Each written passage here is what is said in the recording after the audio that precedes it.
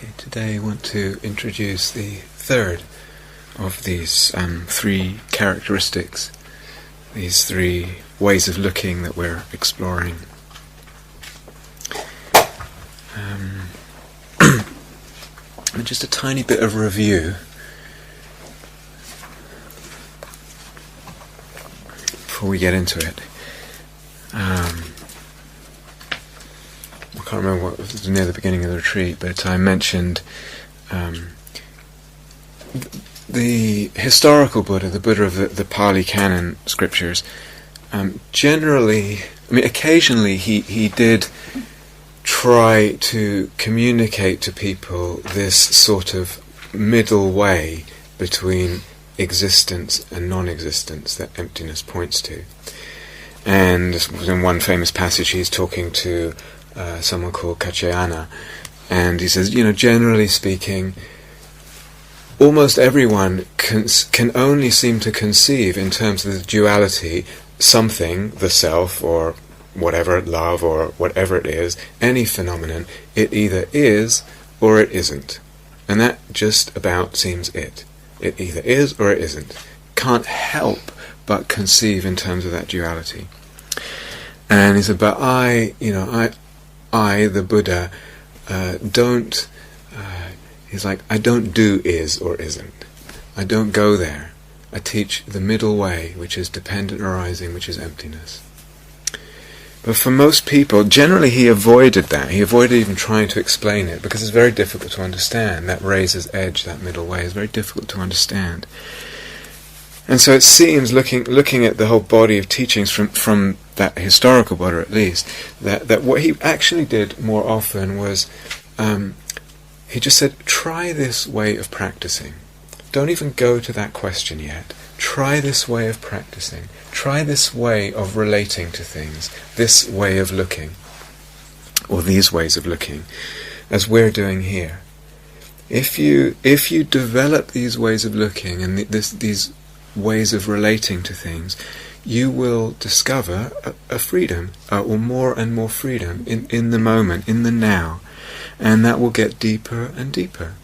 And with that unfolding freedom will come an unfolding understanding. And the understanding will unfold, so this not is and not is not begins to be understood, not just intellectually but in the heart, in a way that transforms the life. That was his general sort of tactic. Generally, people would ask him, is there a self? Is there not a self? And he would just not answer. I'm not going to say there is a self, and I'm not going to say there is no self. And the same about anything else. So, yesterday in the Q&A we talked a lot, and a lot of it was about the emptiness of phenomena. So I want to bring it back today into the emptiness of self realm. And if we break down a little bit the practices we've been doing, and let's just consider them a little bit. So the impermanence, many things come out of that practice, the contemplation of impermanence. But in terms of the emptiness of self, perhaps one of the central ones is that when I look inside, or look at anything that I might construe to be myself, all I see is things that last only a moment and change. And so I can't find this permanent self that feels like it's there. When I look for it, I can't find it. All I see is things that are momentarily existing, changing. So that's a certain angle on the emptiness of self. With the dukkha characteristic, with the relaxing the relationship. When I relax the relationship, I'm relaxing the aversion and clinging. The aversion and clinging is relaxed, and as we spoke yesterday, etc., we begin to see, aversion and clinging is part of what constructs the self-sense, part of what builds and fabricates that self-sense, right? If you're tired, it might be good to open the eyes. Okay. we see something about this self. It seems like it's independently existing, but I actually see, because I have aversion and clinging, then I relax it, I have aversion and clinging and relaxing, the self goes up and down and up and down and up and down with that. And it begins to be obvious. This self-sense is constructed. It's constructed, and one of the principal factors that constructs it is grasping, is aversion and clinging. Right? So that's another angle into the emptiness of self, that the self-sense is constructed. Right? So far, so good. Just review, right? And now yesterday when I put it to you guys and I said, what do you notice when you do all this? What do you notice? And you told me a lot of things, which was wonderful. And I'm not quite sure. It seemed like a little bit implicit in a couple of things people were throwing out. So I'll ask this. Amongst what you're noticing at times, did you also notice that when it feels like these practices are going well, there is less identification with things? In other words, something like a thought might go through the head, but instead of just thinking, oh, how terrible that thought because it was an ugly thought, or how wonderful I am because that thought is mine, etc. Or the body sensations just seem like they're just there, but there's less... Good, very good, okay, excellent. Where there's less identification, meaning less taking it as me or mine, the usual range of phenomena that we would usually take for me or mine. I'll explain what I mean more. Now, actually, all of the practices that we've been doing will encourage non-identification or less identification. It's interesting. If we were just to do the practice of bare attention or mindfulness, and all you did was sustain mindfulness at your experience, or even if you had the patience to sit there and just sustain mindfulness on one aspect of your experience, like just a sensation in your knee, and just mindful, and stay with it, after a certain amount of time, which will be hugely variable, it's almost like the mindfulness begins to, what could we say,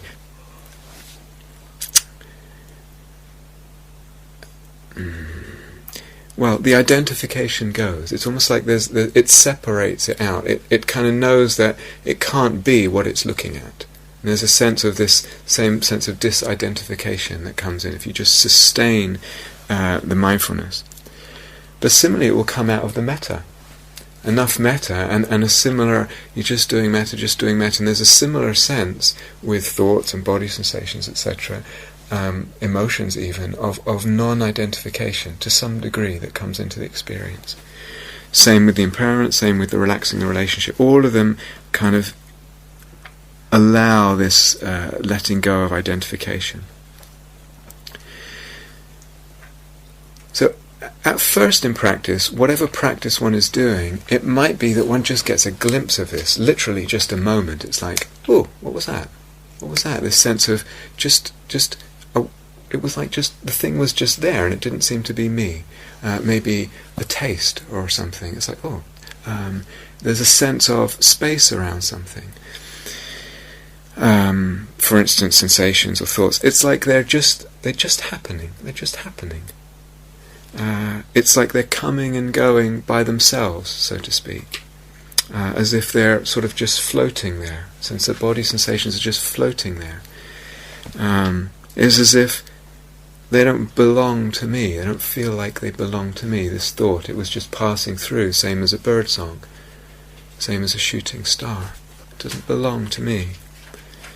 In a way, what's happening is we're unhooking the identification. So identification with something is like hooking into that thing and saying, this is me, this is mine.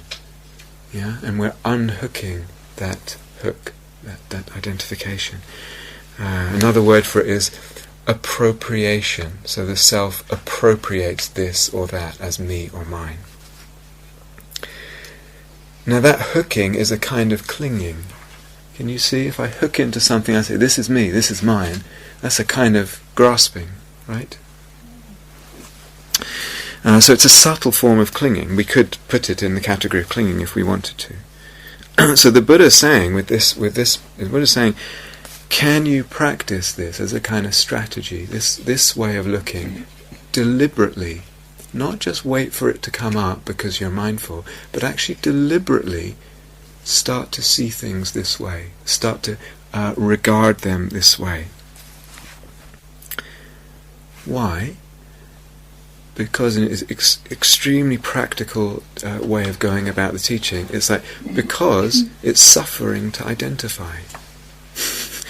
If I have an ugly thought and I think it's me or mine or reflects on me, I'm going to suffer. Actually, if I have anything that I'm regarding as me or mine, there's a degree of suffering. There's a degree of suffering in that clinging, just as we talked about when there's aversion and clinging generally. There's suffering in appropriating things. So it's like, you know what? You don't need to do that. And it's suffering to do that. Can you practice letting go of that? And it's a practice. It's a practice. So we're practicing letting go of identification.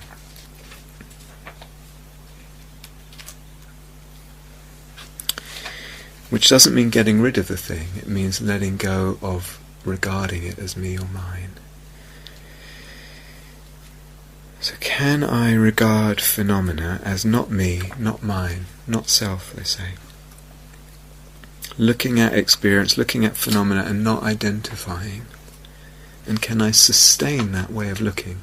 Deliberately, lightly, delicately. Sustain that relationship with things. This is the third of the ways of looking, the ways of relating.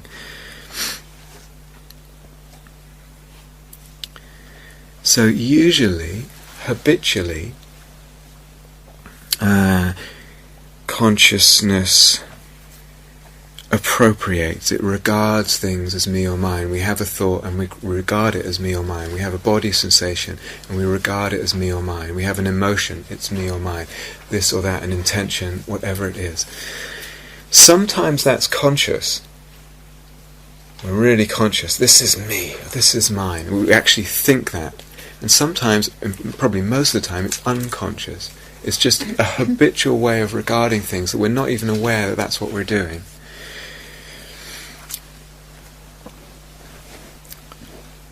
So the Buddha talked about 5 aggregates. The Pali word is skandhas, Khandas. Sanskrit is skandhas, just the same with an S in front. And these are the body, the Vedana, or the sensations, the sense of pleasant, unpleasant, etc. that we talked about, the perceptions, or the perceiving process, the discriminating between this and that. This is a bell, this is the carpet, this is whatever. That's the third one. The fourth one is what's called mental formations. So thoughts, intentions, movements of the mind that tend to construct things. So aversion and clinging are actually belonging in those mental formations, as is identification itself. And so that's quite a big basket, that one. That's the fourth, mental formations. And the fifth is consciousnesses, plural. In other words, knowing, awareness, the knowing of this, the knowing of that. That's what's called the fifth aggregate. So sometimes you may well run into modern teachings which say that was the Buddha's definition of a human being, is these aggregates. This is what the human being is. Or saying the self is just the process of these aggregates in time. Like it's just moment to moment these aggregates arising and passing, and that's what the self is, and that's all it is. So saying the self is empty means it's just this process. Actually, the Buddha never said that. There's not one passage where he said that. It doesn't say the self is a process, doesn't say the human being is the aggregates or anything like that. Again, it all falls under a much more practical teaching, saying, actually these aggregates make up the totality of our experience, and they're the likely things that we might identify with. And it's a way of breaking down our experience and looking at it to practice disidentification, rather than a statement about what is or what isn't a human being. Yeah. So this teaching about the aggregates is saying this actually includes everything. The aggregates are the totality of our experience. And it's just one way of kind of, instead of being overwhelmed by the complexity of our existence and our life, actually just chopping it into 5 and saying these are the likely things that we're likely to identify with. I'm likely to identify with the body. I'm likely to identify with awareness. And it's saying, okay, chop it into 5 and see if you can not identify with any of that as a practice. So it's a helpful way of breaking down our experience and practicing non-identification. And that's actually all it is. That's all it is. So sometimes, experientially, sometimes this feels easy. It feels easy to disidentify, or there's automatically, organically a sense of disidentification with experience to some degree or other. And of course sometimes it doesn't feel easy. When it doesn't, you might try moving back to sort of the bare contact practice and just hanging out there, back to a simple mindfulness practice, back to the metta practice, doing, say, the metta and deepening the samadhi, doing the impermanence practice, relaxing the relationship, because all of those will, to the degree that they deepen, there will be this natural sense of seeing things without identification. It grows as those practices grow. Also sometimes just letting the space open up. Space opens up and we tend to be less identified. There's less identification there. Sometimes a lot of people doing this practice, and remember, introducing these 3, you will probably have a favourite, and it doesn't matter which it is, really. You may like 2 of them, or you may like them all. It's fine. So, see. Sometimes with this practice, a lot of people find a very gentle label is really helpful to allow that disidentification. But it has to be very light. And sometimes in the suttas, the stock phrase is, "Thus should you regard something. This is," what does it say? "This is not me. This is not myself. This is not who I am." That's way too clunky. you can't be doing that to everybody. It takes way too long. It's too laborious, and it's just going to get in the way. So if we're using a label, it's super light. It's just part of what helps regard phenomena this way. So something maybe like not self, or not me, not mine, or anatta if you use the Pali word. Yeah. When you say this is not self, and the thing that's been constructed is what we're calling self. Yeah. I guess I can understand that there's no substance to that thing that's constructed, but it's still what we're calling the self, and we're calling it not self at the same time. Yeah, they're slightly different. Let me finish and see if I've answered that, and if not, we can pick it up, because they're all slightly different angles on the thing. So in other words, all these practices say something about construction of the self-sense, but they approach it slightly different ways. So what we're doing here is we're just saying habitually a human being has this sense of me, mine all the time, and all we're doing is unhooking that and just saying it's not me, not mine. So let's see if it comes out in the wash. So it might be any of those labels, very light. It might be, something like there is whatever it is. There is thinking. There is awareness. Right, it's just the there is puts it in the in non-identified language. It's very light. It's very light. Some people don't want any labels at all. Doesn't help. So you'll have to play with it a little bit. Basically, if there is a label, it's only supporting that way of looking. That's the function of it. It's just helping us to relate to phenomena in that way of disidentifying. So there's a beautiful passage from Dogen, as I think the founder of the Soto Zen school, a great Zen teacher, and it's quite famous. Some of you may know, if I remember. To study the Buddha's way is to study the self. To study the self is to forget the self. To study the self is to forget the self. To forget the self is to be enlightened by all things. Is that right? That's very good. Was that right? It goes on after that, though. The next line, which is usually not quoted, to be enlightened by all things is to drop body and mind.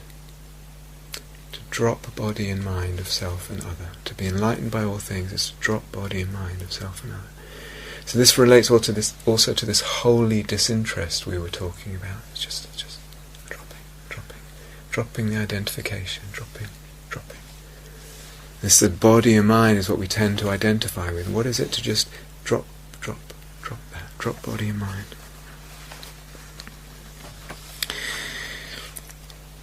So let's break this down a little bit. Actually, before we even get to the aggregates, it's good to do it with external things. How many people have a car here? Only hang out in the parking lot and give your car a good long stare. If I sustain looking at something, it begins to seem ridiculous to hold it as mine. One could do the same with one's house. Was it just stand in the street, if you own a house, stand in the street outside your house and just look at this house. Not mine. Or your furniture at home. Just look at it. Sit on the sofa and stare at the TV with it off. And just look at it. And eventually something begins to peel off. It's like the usual sense of mind, which you don't even realise. But that mind is a burden. It's a prison, and we don't feel it as such. And all I need to do is look at something, and sustain that looking. I don't have to be in full lotus. Just sustain that looking, and something begins to unburden and peel off. It's the identification, it's the ownership, the myth of ownership. One could do it with one's watch, if you have a watch. Just take it off and look at it. One could do it with one's clothes, draped over a chair, and you're just looking at the clothes. And what one senses is, as one sustains it, and there's this sense of course they're not mine, well, they're mine at a relative level, but of course they're not really mine, some freedom begins to come into the experience. And actually that's, again, always really important to feel. So I'm not getting the sense of, I'm not, it's bad to identify, and you shouldn't, and thou shalt not. It's not about that. It's like I notice when I see my house is not really my house, my car is not really mine, my socks are not really mine, my watch, all this, space, freedom comes in. I actually want to taste that, and it gives me that taste that I'm on the right track. Letting go, disidentification is the way to freedom. Have you ever done something like that with someone you really love? Stare into each other's eyes, or just look at each other, gaze at each other, and just see what happens when there's that sense of, maybe even encouraging this sense of, you're not mine. You may be my daughter, my son, my mother, my father, my husband's wife, my boyfriend, girlfriend, whatever it is. Actually, you're not mine. That's true at one level. And we tend to think, well, I don't want to do that. Maybe that will squeeze the love out of it. Actually, it's quite the opposite. It allows space and mystery to come in and increases the love, interestingly. All these practices that we're doing bring more love. And more space, more freedom, generally speaking. It's not to say there are not hiccups in different ways at different times. But what would it be to do it with the body and the body parts? And we might do a guided meditation maybe at some point with this. What is it just to stare at the hand, for instance, and again sustain the looking long enough until one gets a sense, yes, of course it's me, but at another level it's not me. And look, it's getting around time when I should probably clip my fingernails. And then what? Am I going to lose some of me? Clip them and keep them for a while. See, or pull a hair out. Me or not me? When does it not stop being me? How much of my body could I chop off and still be me? If I chop my leg off, am I less me then? If I have to have it amputated, then I'm only, 3/4 Rob after that. So one way of doing it is also contemplating a little bit, looking at, but also a little bit of reflection. We may go into this again. If you're going to do that with the metta, with the body, some metta might be helpful, because we're definitely not in wanting to disconnect or reject or all that stuff. More metta, the more easy all this stuff is, and actually one can have a sense of loving the body and appreciating the miracle of it, and not identifying with it. So certainly there's a miracle here in these bodies in this room. Certainly this body is a miracle. But is it me? And is it mine? Sometimes the Buddha said, if it was mine, if it was really mine, I would be fully in control. To say something's mine means I have to be fully in control of something. And obviously I have a certain amount of control, because I can do this and that and, whatever. But I don't have ultimate, complete control of my body. Lost a lot of my hair, getting older, will fall apart at one point, and go back to the earth, which is where it comes from. I don't own this, it doesn't belong to me, it belongs to nature.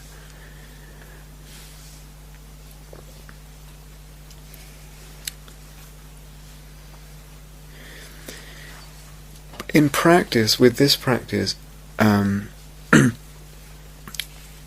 my experience working both with myself and with students is that one gradually expands the range of what one can sustain disidentification of. So I'll explain what I mean. For most people, this is obviously not a hard rule, but for most people, it's probably one of the easiest places to get a sense of this disidentification and sustain it is with the body sensations. That one can kind of, as the meditation deepens, kind of regard the body sensations, and it just seems like they're just floating there, they're just happening, they don't belong to me. And one can learn to sustain that and just hang out in that sense of disidentification from the body sensations.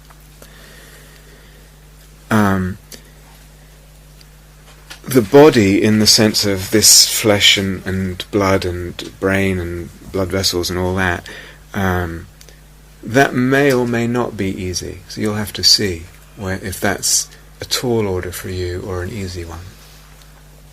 Vedana are generally not that much harder than body sensations. If you can hang out with body sensations disidentified, generally you can hang out with the sort of flickering of unpleasant, pleasant, etc. that goes on, and disidentify from that, sustain that disidentification.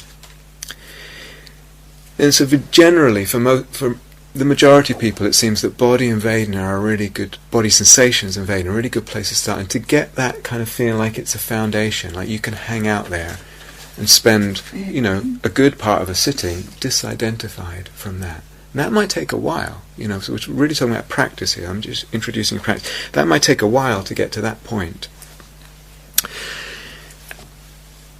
From that point, it's much easier to disidentify with thoughts. The thoughts we talked about are so slippery and seductive, so quick.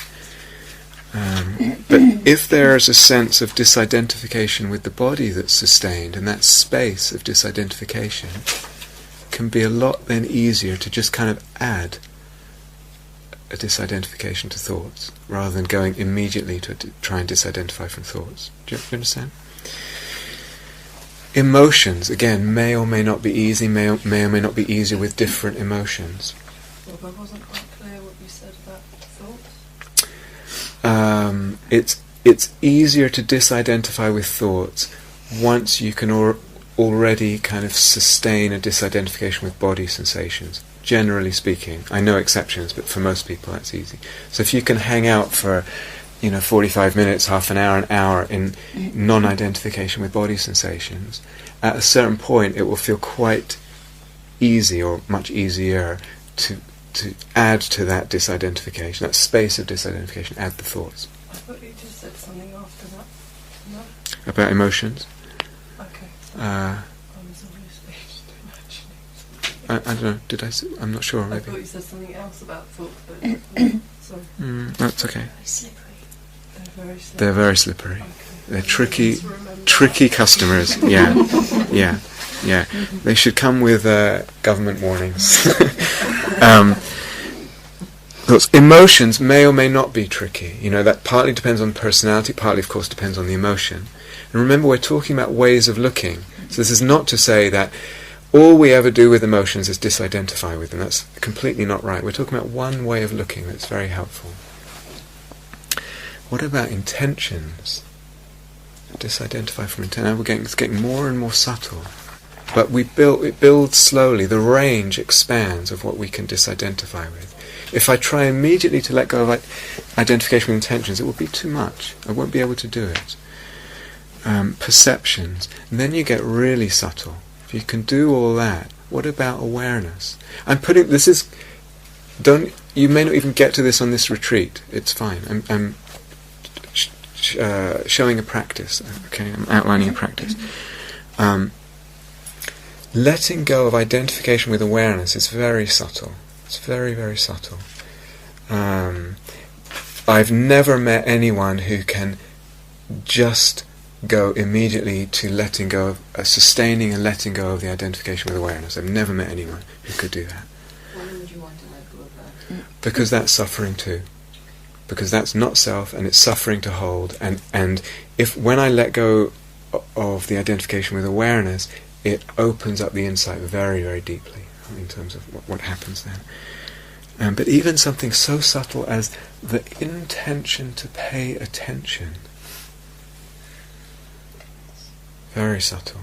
But sometimes, if you're really quiet with I'm just outlining a direction here. So,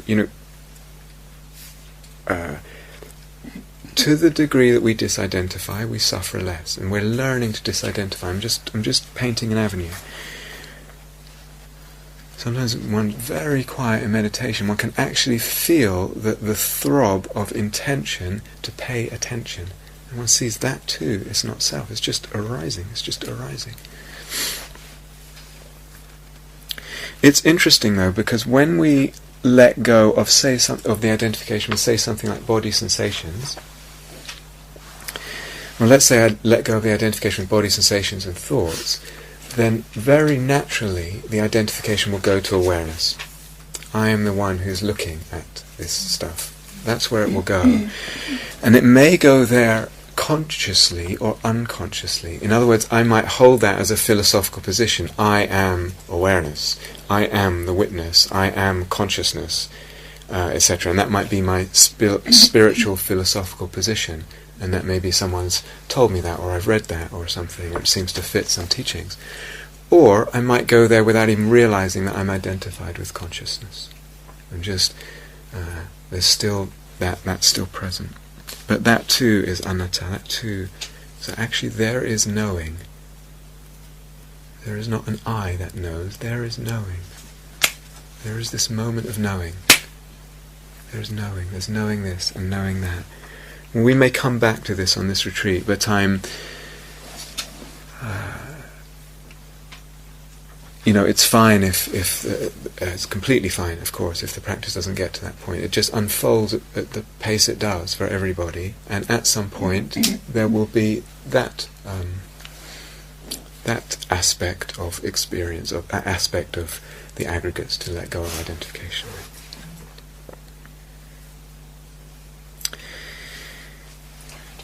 very briefly with the awareness, would you have because it's getting more subtle, presumably there's no actual sensation, so it's just I don't know. I'm wondering how you would actually approach that. Yeah. Shall we bring it up again? Is that, unless you feel like you're really at the cusp of that and you're... I'd play with it if you told me. But if it's better later, that's fine. Well, maybe you and I can talk, Hannah, or we might bring it up with everybody later, if that's okay. I just want to kind of get through what's here, if that's okay.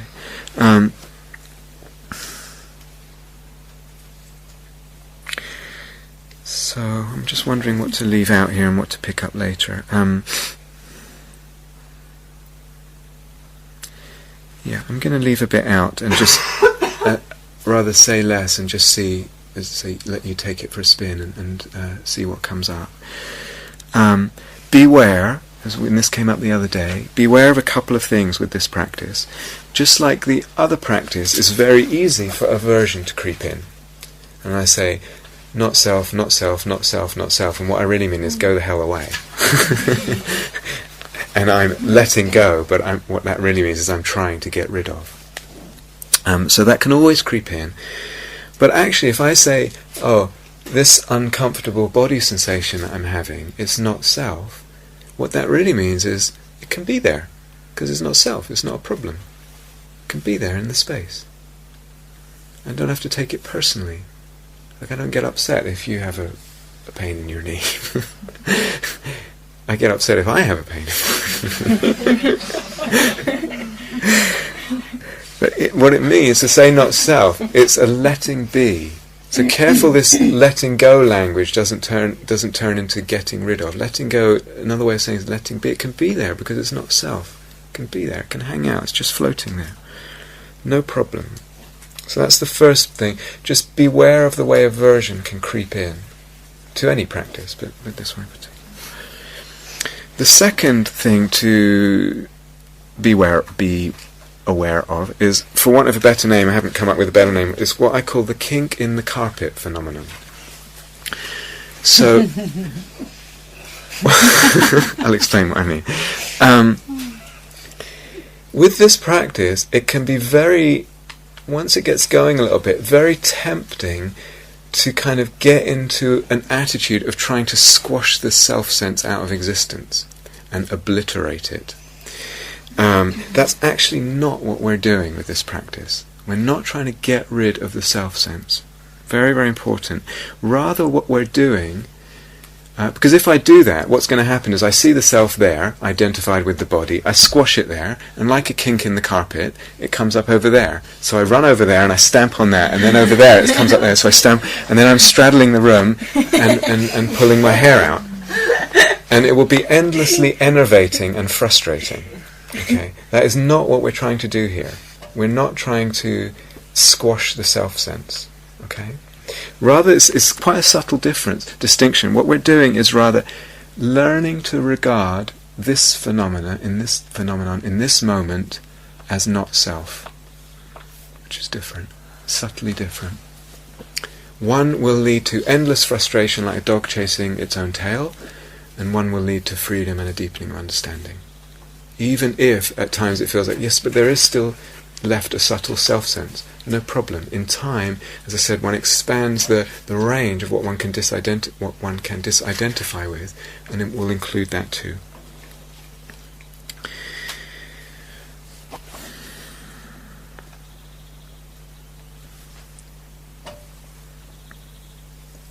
Experientially, I'm sitting in meditation, you're sitting in meditation, and things quieten down, and there's a sense with this disidentification, let's say with body sensations or thoughts, when things are quite quiet, that they just come out of nowhere.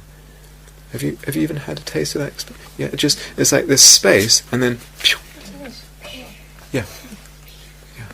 What comes out of nowhere? Everything.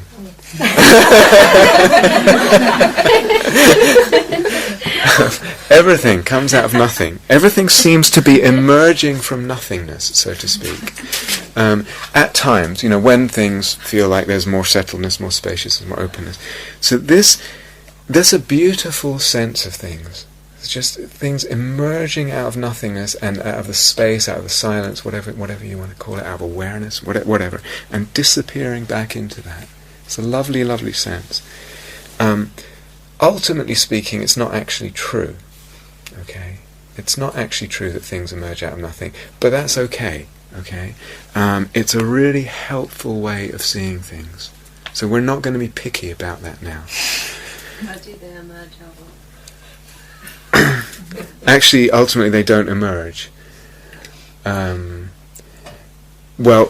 we could take it at different. It's like there's different levels of truth, you could say. So experientially, I have the sense that they appear out of nothing at times, and that's really helpful in being able to disidentify. It's just sense they belong to the nothingness, not to me. Another way of looking, remember we're talking about things emerging out of a web of conditions. So whether it's a thought, whether it's a body sensation, it emerges out of the web of conditions, and that's where it comes from. At a conventional level, that's more accurate. Ultimately, even emerging is a kind of illusion. But another time. Okay, now that's about it. What I said about the doing and the non-doing, I can't remember when this came up. With these practices, it will feel like at first, gosh, this is really a doing to sustain this. This is really hard work, maybe even. And a part of us might object to doing, and we might even have heard, I thought meditation was non-doing. I thought that's what the real thing was, and now I'm doing. Actually, remember, we're doing less. I appropriate all day long. Me, mine, me, mine, me, mine, me, mine. I'm so used to that doing, I don't even notice, I don't even feel it as a doing. We're actually letting go of doing. Because we're not used to it, it will feel like a doing for a while, until we begin to feel the freedom of it, and the space that comes there. Sometimes, of course, doing a practice, we start identifying with the doer. I'm the one who's disidentifying. But that will eventually be part of the range of things we can disidentify.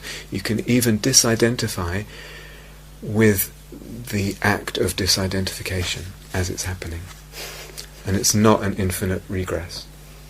It's not, but that again, that comes later. I'm just saying that in case you feel, because oftentimes I'll give this to people and they'll just object without really kind of giving it a good run. Okay. So still 50-50 with the metta and the insight. It's really, really important. The metta is so helpful for the deepening of the insight. Samadhi is helpful. The metta is helpful. About 50-50.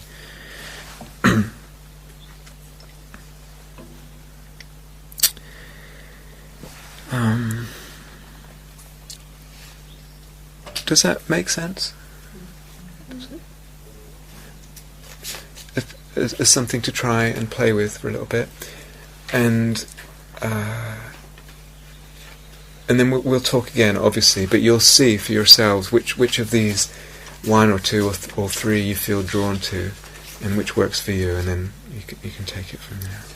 Maybe you can do more than one. Like you can be allowing Vedana and also going, no, not me.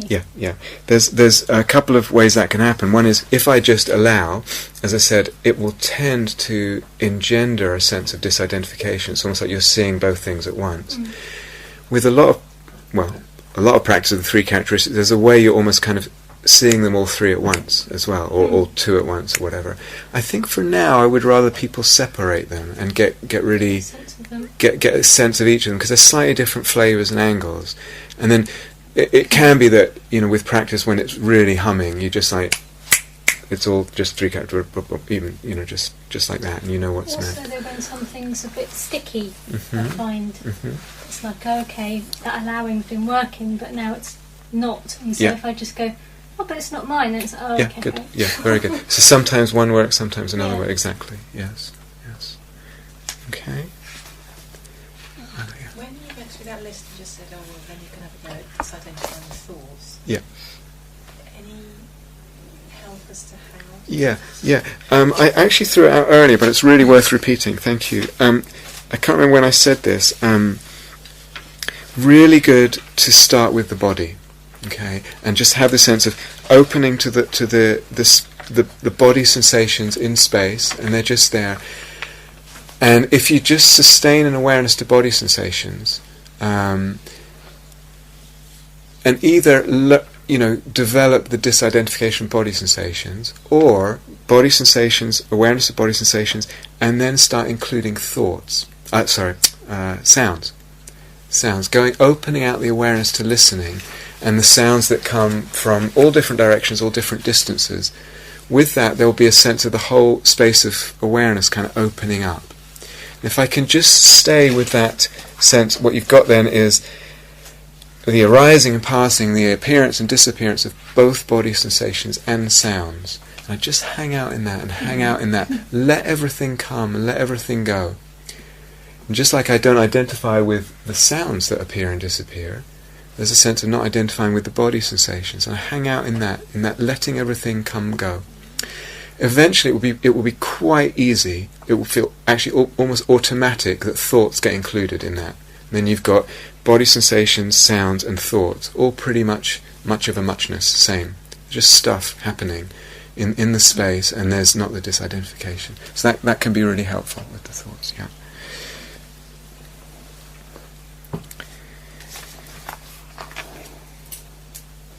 Okay, does it feel clear enough to at least try and give it a shot? Yeah. Okay. So let's leave it there for today, and we can. Oh, did you have something, Jane? Just one thing. You'll kind of recommended doing it if you're quite equanimous, but if you're feeling something agitated, yeah. Then to not do it or still do it. No, when you're equanimous, it will probably feel easier. Yeah. When you're agitated, it may feel like this won't work. But it may be that when you're agitated, you disidentify with, say, the feeling of agitation. Yeah, try it whenever. When you're feeling like you're struggling with something, or something is difficult. When something is going great, try it then. When you feel wonderful. When you just feel kind of normal. Try it over the whole range. Because sometimes, a little bit related to what Hannah just said, sometimes we're struggling with something, and the thing that's keeping that struggle and that sense of suffering locked in is the identification. And what will do the trick is unhooking the identification, and the thing just goes, sometimes it might be something else, but that's eventually one gets good at this, and it's a really powerful way of just liberating the being in the moment. So try it with everything: the good, the bad, the ugly, the indifferent. Okay. And then obviously we can pick it up and talk and see what's what. And just throw it out again, we've said it before, but slow down as you're moving around the house, and really let the metta kind of express itself in the gentleness through the gentleness of the body as it moves, as it touches things, etc. That slowing down and gentleness itself will help the metta. It will also allow more insight, because more slowness, more gentleness, more chance of seeing stuff as well, and more space, more openness. So let that be part of what really deepens the whole retreat, really. Okay. So let's sit together for just a minute.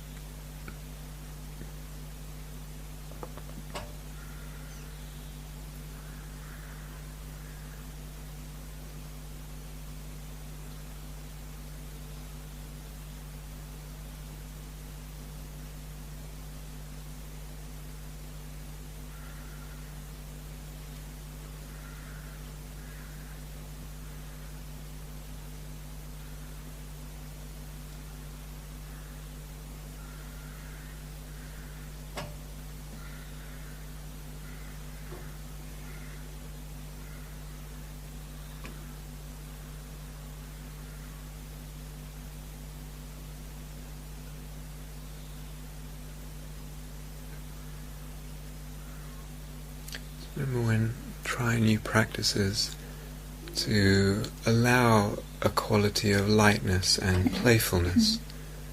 Really just experimenting here. So needs patience, needs that light touch. Playing, experimenting, not pressuring.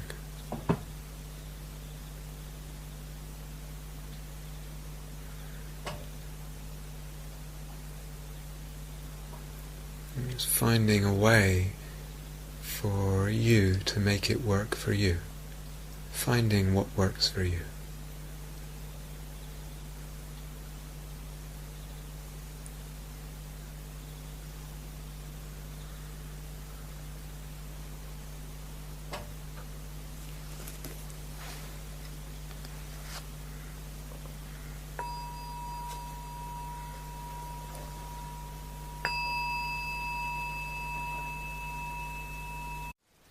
Thank you for listening.